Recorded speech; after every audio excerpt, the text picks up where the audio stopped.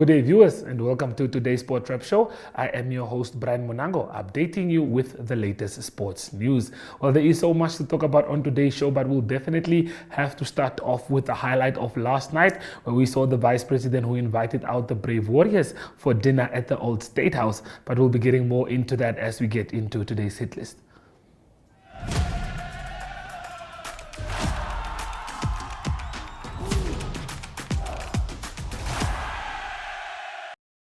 Pensioner years on this earth, your life is filled with changes and phases. What mattered the most at age 10 may be an unknown memory at 25.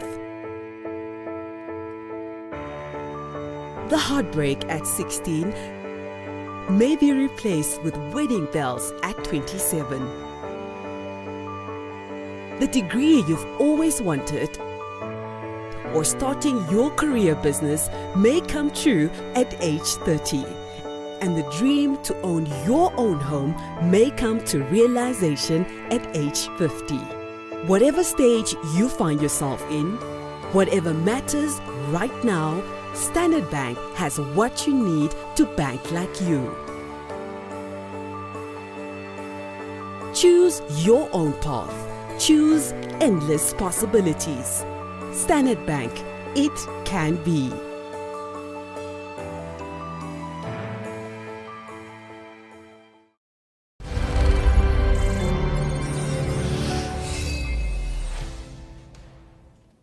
Well, last night, Her Excellency invited out the players to the old State House, that is, of course, to just have dinner with them and just show appreciation to the players and what they achieved in the COSAFA Cup. As we all know, Namibia got knocked out in the final, or they lost in the final against Angola and had to settle for a silver, which is second place, which is also still a huge achievement for the team. Here, we do have a few interviews here. She also does speak to the players, and yeah, please do stay tuned for those interviews.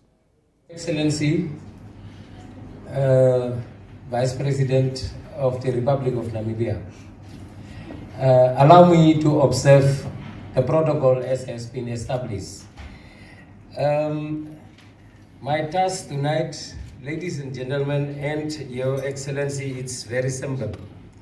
This is tonight to once again come on the podium from the Namibia Football Association side to appreciate the Namibian government for what it has been done and is still doing and will do in the future, for our sports, especially the Brave Warriors.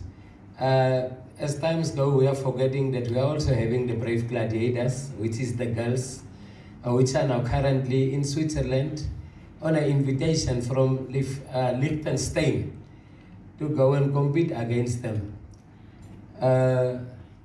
To also go and make us proud, as they have done it in South Africa against University of Pretoria, where they defeat them 5-0. So this is land of the brave gladiators, brave warriors. They are always making us proud, and we cannot stop to say thank you and appreciate the Namibian government for the job well done. We also are acknowledging the fact that the Namibian government is working very hard to make sure that our national team must come back and play its games here in Namibia.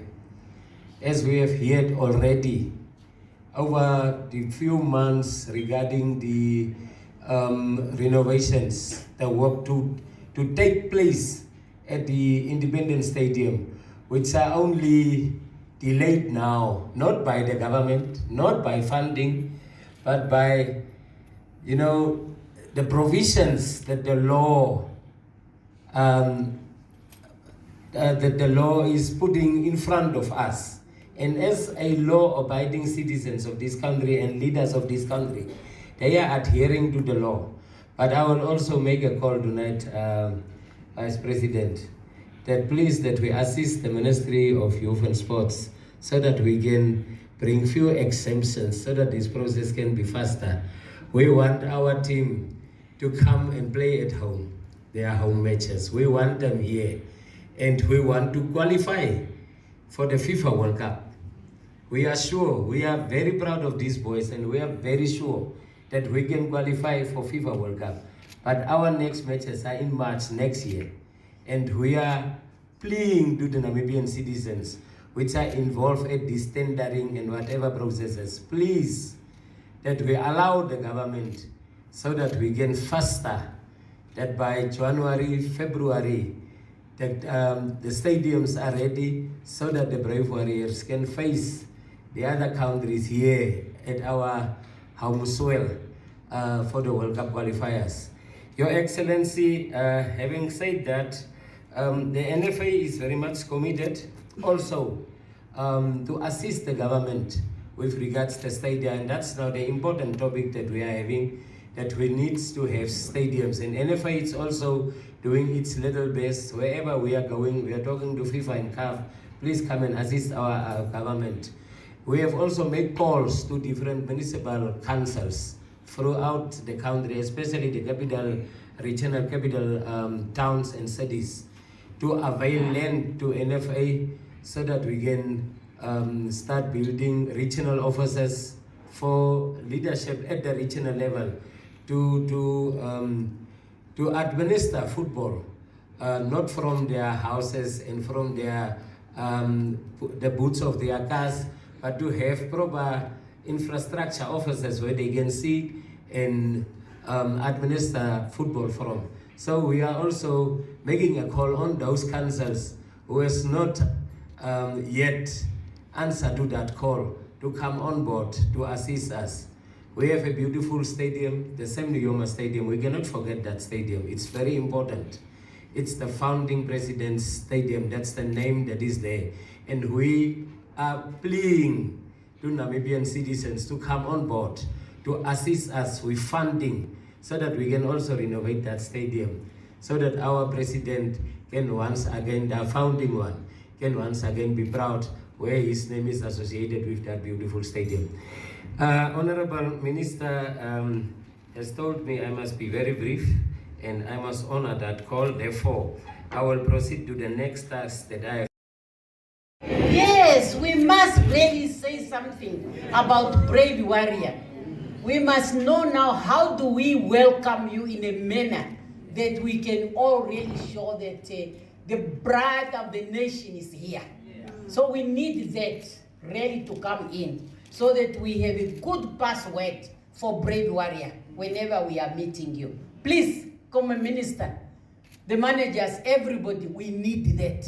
So that the nation, when you hear, then you know the Brave Warrior is around, the Brave Warrior is coming. That should be the case. Eh? Am I wrong? We must have something. Thank you. Thank you. Please visit all these camera people. Thank you, Comrade Minister of Sports, Youth and National Service for the floor. Honorable Minister in the Presidency, the Deputy Minister of Sports, Youth and National Service, our ED, State House, the representative of the President of NFA, the Secretary General, I think I heard, the sports representative here, and of course the Brave Warriors and the whole management team, and the mobilizers. You say you call them chicken for the Brave Warrior. So really, I'm not here for a keynote address. It's simply to pass a welcome and a congratulatory message on behalf of the President, the Cabinet, and of course the entire Namibian nation. I would like to welcome our Brave Warrior back home and to say congratulations, you have made us proud. I'm doing this in this important house, which is now known as the official residence of the Vice President of the Republic of Namibia. Not Netumbo's official residence. is the official resident of the Vice President of the Republic of Namibia. Whoever will be occupying that position, this is the official resident. It is a very historical place because if I recall, because this has been the official resident of the President of the Republic of Namibia at independence. The founding president was living here, and all the cabinets that he has established, we all got our letters in this particular room. It was the hall where when you are called, it's either you'll be given a work or you'll be reassigned.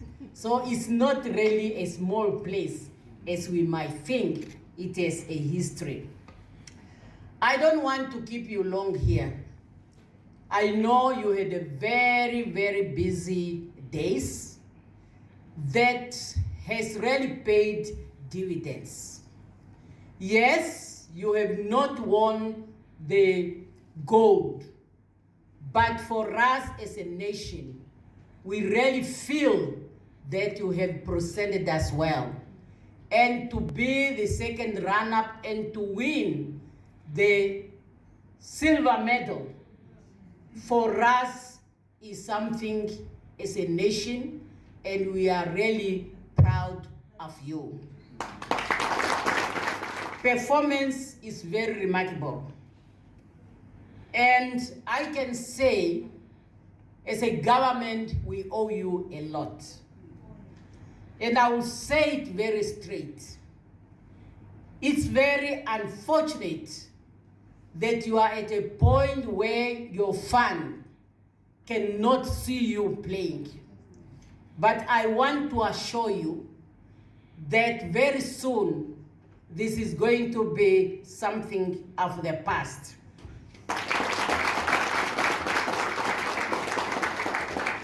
Honorable Minister, you know that I don't like this word work in progress. I've been following the stadium, the Sema Nujoma Stadium renovation. It's true that some of the laws that we put in place are working against us. The money was not a problem. The problem is when the tender is given to this one complains, and then you have now a problem to proceed. But I must say, we understood your cry or your appeal in advance.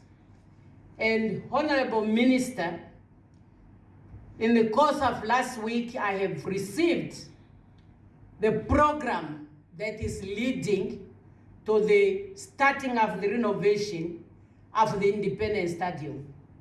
It's really my hope that the laws we put up will not go in our face, so that by the 28th or on the 28th of August, the contractor should be awarded to a successful bidder.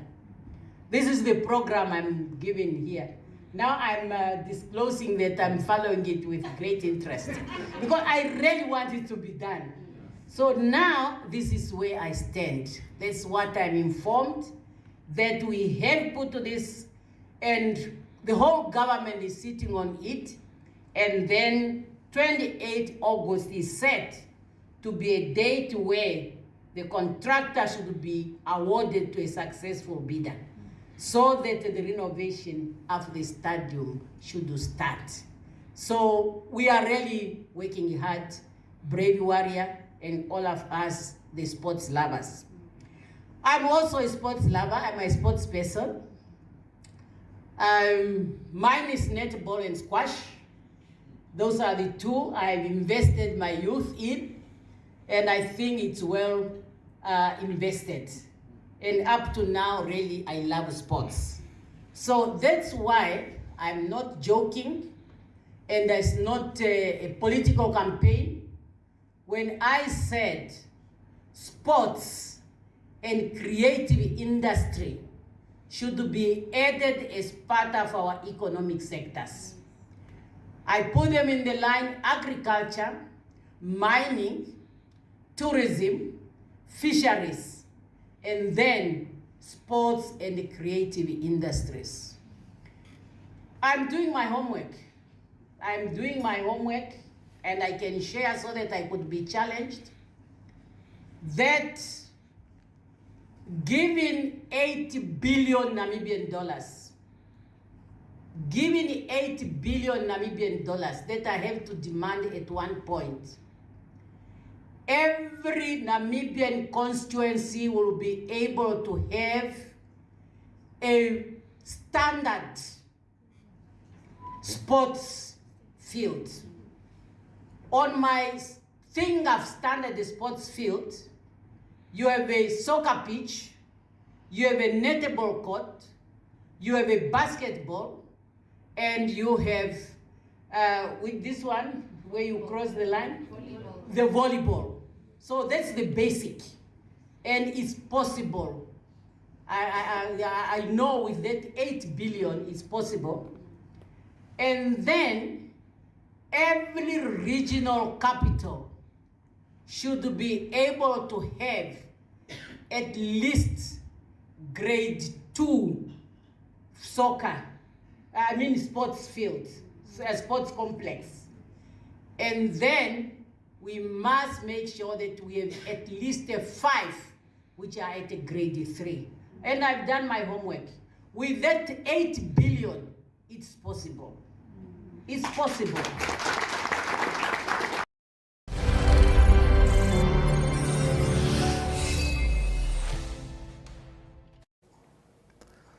Well, you guys definitely, I'm sure, enjoyed listening to the Vice President there, who was just speaking about stadiums that need to be built, renovations that need to start. 29th of August is definitely a very, very big day because that's when the tender gets given out to someone to start with the renovations. So we are all very excited in the football fraternity, but we do stay in the football fraternity, but we'll be back after the break with a zoom in segment as we take a look at the Brave Gladiators.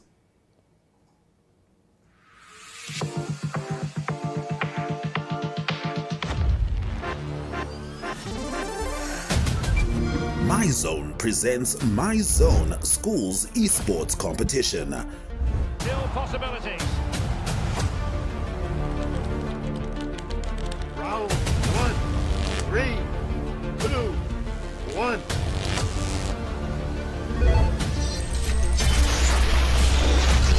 We have 50 minutes to go. Caution. Yeah, no surprise there. That was always going to be a booking. From deep three-point range, Green with the Join us on the 27th of July at the MTC Innovation Hub for an action-packed day of esports excitement.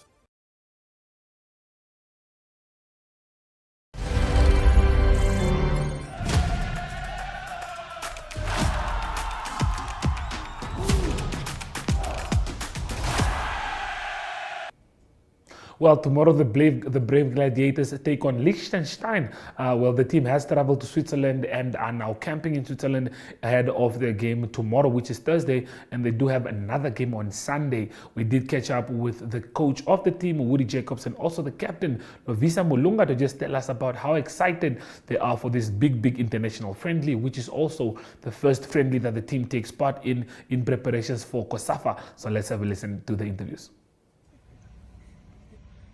Thanks, Isaac. Oh, a nice, beautiful day here in Liechtenstein, in the town called Rigel. Nice, we had a very good night's rest. To be honest with you, after a long flight from Johannesburg up to Dubai, and from Dubai to Zurich, and then we had a bus ride up to here. So beautiful scenery here. If you look around and you look at the mountains, such a beautiful place to be in. And we just completed our first training session here in Rigel. For the match, in anticipation for the match tomorrow against Liechtenstein. For me, exactly what I wanted from the stiffness, to get the stiffness out, to get the bodies moving and activate them a bit, and just to get them ready for. So we'll have 2 sessions today. We'll have one later this afternoon, just in preparation for the match. And what I could see from the girls, they started off very slowly, but later on they got into their groove when we got out the fatigue that they suffered throughout the 21 hours that they were on the road. So yeah, for me it's good to know that there's a clean bill of health, and we have a complete team to to choose from, at least 19 players to choose from. So yeah, tomorrow we don't know what to expect from Liechtenstein. They're not yet ranked in terms of FIFA rankings, but I expect it's a first world country. It's a country that is doing well for themselves. If you look around the facilities, beautiful facilities, and ones that you just envy and you say and admire, so that we can also have it back in Namibia. But we're looking forward to the game, and I think the girls are ready. The mood is beautiful, and tomorrow's match, like I said earlier in the press conference when we announced the team, we want to use this friendly to work on getting into COSAFA that we anticipate will be somewhere in September. A game that, a tournament that I think that has been elusive for us, that we've never done extremely well. And what I mean by extremely well is that we want to win. And the aim is here to use this friendly against a first world country, a European nation, even if they are small, to get the necessary game time in and get us into the right sphere of mind to approach COSAFA, although it will be a whole different kettle of fish.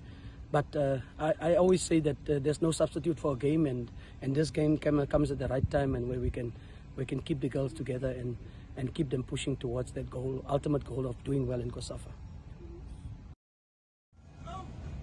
All right, today's session in Liechtenstein was very good. We really enjoyed it. It's a bit humid for us, but we're obviously adapting to the new weathers. And the girls are really excited for the upcoming match, and we're all really looking forward to playing the national team. Yeah.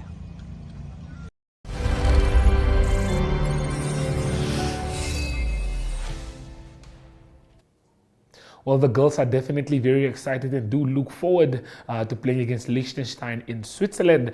The Euros have been a topic of discussion, as we all do know now by this point, that France have been knocked out by Spain in what was a wonderful game. Lamine Yamal, definitely one of the future prospects that we should all be excited about. But speaking of international news, Ari Hogan is on standby. Today we are going to learn how to bake.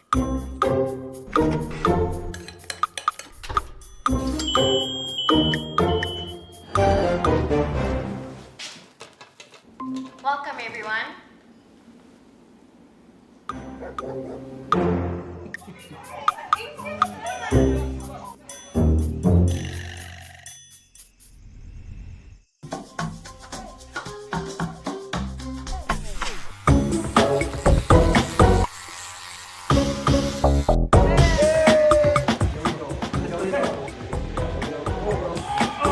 Things may not always go as planned, but our technology doesn't fail. Join Paratus today. Paratus, always prepared.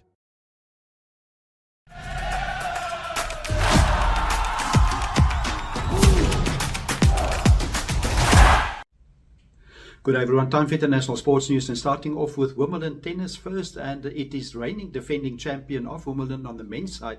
That is Carlos Alcaraz that will play against Daniel Medvedev in the semi-final, and that is after Carlos Alcaraz beat Tommy Paul of United States in 4 sets, so he's through to the semi-final, the last 4 again. It was Daniel Medvedev with a brilliant win against the number 1 seed. Daniel Medvedev is number 4 seed, so he beat number 1 seed Yannick Sinner of Italy in 5 tough sets. It was 6-7, 6-4, 7-6, 2-6 and 6-3. It is Daniel Medvedev the winner, and he will play against Carlos Alcaraz.